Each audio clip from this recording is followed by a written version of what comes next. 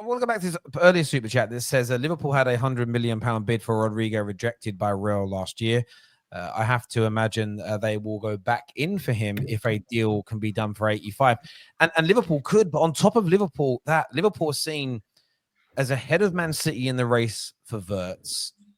The Frimpong deal is literally it's done. They said done and dusted. Legalities being taken care of. There was also a report last night, and Arsenal fans need to keep their eyes open for this one, that they may come in and seriously try and hijack and sign the Victor Gyökeres deal. Liverpool are moving at a very, very serious level right now, which they don't do. Well, you know they don't do it that often because their fans like Tom Little and Hussam are always slagging off their ownership. But Frimpong's done.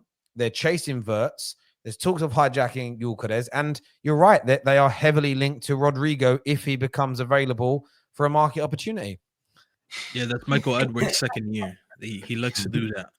First year, he kind of assesses the situation. Second year, they kind of go in. And they didn't spend last summer. So we should have all known that this money that carried on to a year later, it was going to get spent. They should be splashing. It's going to be like only 40 mil. Yeah, they're going to spend a lot, bro. They're going to get Frimpong, who's only 40 mil. They're going to move on a lot of players. They're trying to move on, obviously, Nunez and Diaz and Jota. They're trying to move on a lot of players. I expect them to spend big. If they get Frimpong, Wirtz, and we still don't even know which striker they're gonna sign, and if they get a Rodrigo-esque on the left, bro, they might go back to back, bro. They might go back to back. Yeah, this is the time, like, because even before when they won the Premier League, I don't feel like they really ever seem to go crazy in the transfer window. And now with the fact that, like you said, they haven't spent last summer, they've, I think, really comfortable when it comes to PSR, FFP. They've got flipping the Premier League prize money. They obviously went, what was it, quarterfinals of the Champions League?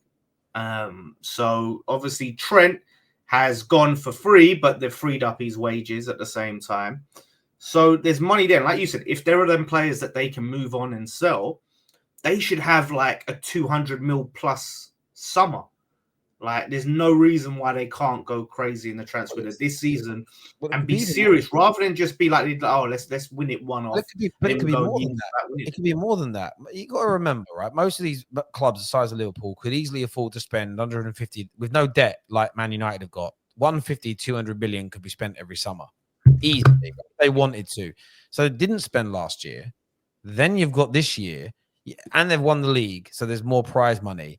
They could drop 300 plus million, and maybe they'll need to because City are going to spend. It's anticipated City are going to spend 250, 300, which means over January and this summer they're investing for.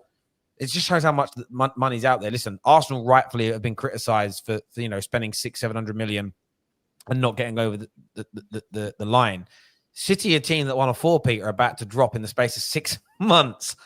Basically 500 million on that squad. It just goes to show you that whether, that's why I've always said, I get why Arsenal get the criticism, but whether they won the league or not, people go, why you got to keep spending? Because if you don't keep spending, you will get left behind. Liverpool are champions of England. If they don't go out and spend 200, 300 million pound this summer, sometimes you can spend less than that. Like Frimpong, I think is worth a lot more than the 25 million pound they're going to get him for. But you need to go out and spend money. If you don't, you get left behind. The question is, though, are they going to get these players, though? You know what I mean? Because we know Ornstein and Liverpool aren't really friends. You know what I'm saying? Like they tried to hit us with a bomber for Caicedo, and that I had Monts waking me up barking. We dodged the bomber. Yeah, you know? They tried to talk about but Ornstein said Zubi should be a formality that should be done, and that didn't happen. Arsenal have got my man. You know what I'm saying? They spoke about. You know what I mean? What are you saying? They don't have Paul. What are they saying? What are you saying? They don't have Paul. I'm saying that they've got a recall sheet of names of players that they haven't been able to get, bro. You know what I'm saying? I can list off bare man, bro. Bare man that these guys haven't been able to get. Yeah, I see Monts on the timeline the other day getting rocky, getting a bit excited. Oh, I'm ready to get my heart broken again. You know what I'm saying? I think Wirtz is going to stay in Germany, if anything, bro. I think they're probably going to stay in Germany or probably go City, bro. I'm seeing a few things right now. Liverpool, apparently, they're ahead in the race, but you still have to be skeptical about FSG, bro. How often you think these guys go over the line? Is Kirk's point fair, though? But all of that happened without Edwards. Is that a deciding factor? Michael Edwards is seen as one of the best in the business. Let's see. Because I'm skeptical about them. As a Liverpool fan right now, I'll be very skeptical about these things that are coming out. Because when I even read the article about Wirtz, it's basically just like, okay, we'll pounce if the opportunity comes up, sort of thing. There's nothing really more to it.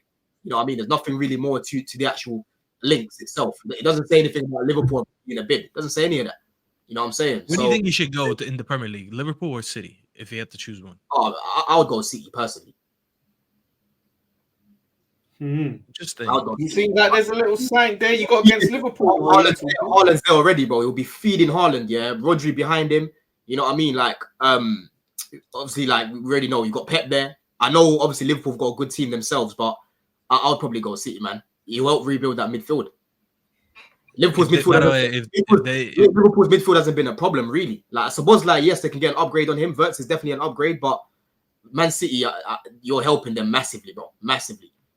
If he ends up going to City, by the way, instead of Liverpool, I think Phil Foden is finished out here.